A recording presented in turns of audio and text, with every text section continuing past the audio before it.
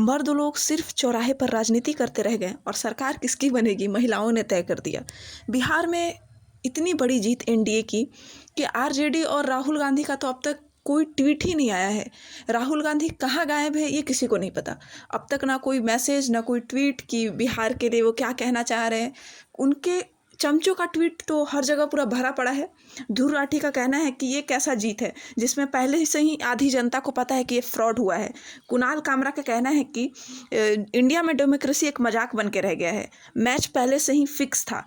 और भी बहुत से लोगों का इनका कहना अलर बलर अपना ट्वीट कर रहे हैं। फिर ध्रुव राठी का ट्विटर पे कमेंट आता है कि ट्वीट आता है कि मैं सच में कह रहा हूँ कि ऑपोजिशन को जो है ये इलेक्शन को बाइकआउट कर देना चाहिए। लेकिन इतना ट्वीट कर रहे थे ध्रुव राठी, इधर वोट चोरी हो रही है वहाँ वोट चोरी हो रही है, इसके बाद भी बिहार में एक बार भी तेजस्वी ने कुछ क्यों नहीं बोला। इलेक्शन के टाइम ना ही उन्होंने कोई सवाल किया ना ही कुछ बोला, बस घमंड में चूर रहे हम तो जीत रहे हैं हम तो जीत रहे हैं। उनको क्या नज़र नहीं आ रहा था बिहार में रह के भी कि अगर कहीं चोरी हो रहा है वोट का तो उनको क्यों नहीं आवाज़ उठाए, वो क्यों नहीं बोल रहे थे। मतलब हारने के बाद अब ये सब बहाने हैं। अब ईवीएम का रोना रोना चलता रहेगा इन लोगों का। राहुल गांधी का तो अब तक कोई पता भी नहीं है कि वो कहाँ है इंसान। मतलब सोचो, एक आप बिहार से इलेक्शन लड़ रहे हो, आपकी महागठबंधन है, लेकिन उस इंसान को कोई वैल्यू ही नहीं है कि हमें बिहार में जीतना भी है, हमें जनता के बीच रहना है। कुछ वैसे भी आप कई सालों से सरकार में नहीं हो तो आपको जनता को यकीन दिलाना होगा कि आप क्या करेंगे कैसे करेंगे, लेकिन उनका कुछ अता पता नहीं है। अभी जीत के बाद भी कोई ट्वीट नहीं आया है। और कुछ लोगों का कहना है कि ईवीएम हैक हुआ है, ये हुआ है वो हुआ है। तो अभी तो 45 दिन नहीं हुए हैं। 45 दिन के अंदर अगर आप डाल देंगे सुप्रीम कोर्ट में याचिका, आप फाइल करें ना, जाके वहाँ पे केस वगैरह करें। पिछले बार तो ऐसा हुआ था, इन्होंने कहा कि अब 6 महीना हो गया है तो केस नहीं कर सकते। अभी तो 6 महीना नहीं हुआ है, 45 दिन हुआ है, तो अब तक केस क्यों नहीं जारी, केस करने की बात क्यों नहीं की जा रही है। मतलब इनका बस एक नौटंकी बन गया है।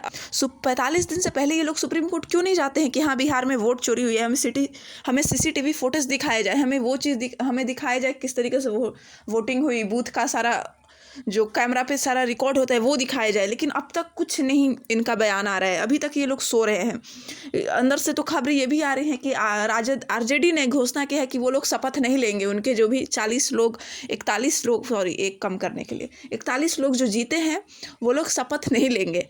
तो ऐसा भी ऑफिशियल नहीं आया है, अंदर अंदर से सोशल मीडिया पे से ही हवा उड़ाया जा रहा है। तो आखिर क्या कारण रहा कि महागठबंधन आरजेडी और कांग्रेस इतनी बुरी तरीके से बिहार में हारी। उसका सबसे पहला ये कारण था कि नीतीश सरकार ने जो 10-10 हज़ार रुपये महिलाओं को दिए उसका बहुत फ़ायदा हुआ है। महिलाओं ने इस बार 8 से 9% फीसदी बढ़कर वोट किया जेंट्स के कंपेरिजन में।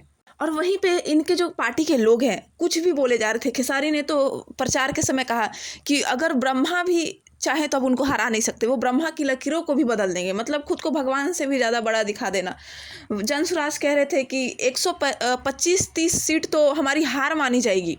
और जनसुराज का हारने का 0 सीट आने का कारण ये है कि जंगल राज का खौफ अभी भी है लोगों के अंदर। कोई नहीं चाहता कि इस तरीके की गवार पार्टी आरजेडी जो इतनी बड़ी गवार पार्टी है वो जीते।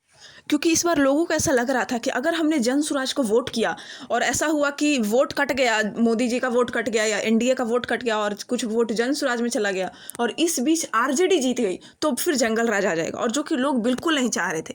और यही वजह है कि जनसुराज को 0 सीट आया है। लोगों ने कहा कि ब्राह्मणों की सरकार आई है, ऊंची जाति की सरकार आई है, राजपूतों की सरकार और भी अपर कास्ट की सरकार है ये। तो वहीं पर अगर एक अब्दुल चाचा ऐसा कहते हैं कि हम 70% हैं और हिंदू 30%, तो मोदी यहाँ से कभी नहीं जीत सकता। बलरामपुर बिहार से ऐसा अब्दुल चाचा कहते हैं, तब लोगों को कुछ नहीं दिक्कत होता। लेकिन जहाँ बहुमत की सरकार जीती है तो इनको मिर्ची लग रही है। मिथिली ठाकुर ब्लूप्रिंट नहीं बताकर भी जीत गई और खेसारी लाल यादव ब्लूप्रिंट बता के भी हार गए। इसका मतलब ब्लूप्रिंट सही में निजी मामला था।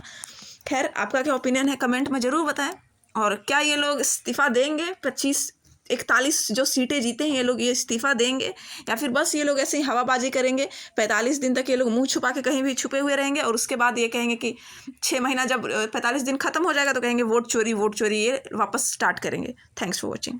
और सुनने में तो ये भी आ रहा है कि बर्नॉल का स्टॉक बहुत बढ़ गया है, तो आप लोग भी इन्वेस्टमेंट जरूर करें क्योंकि अभी यूपी और वेस्ट बंगाल का चुनाव बाकी है। Thank you.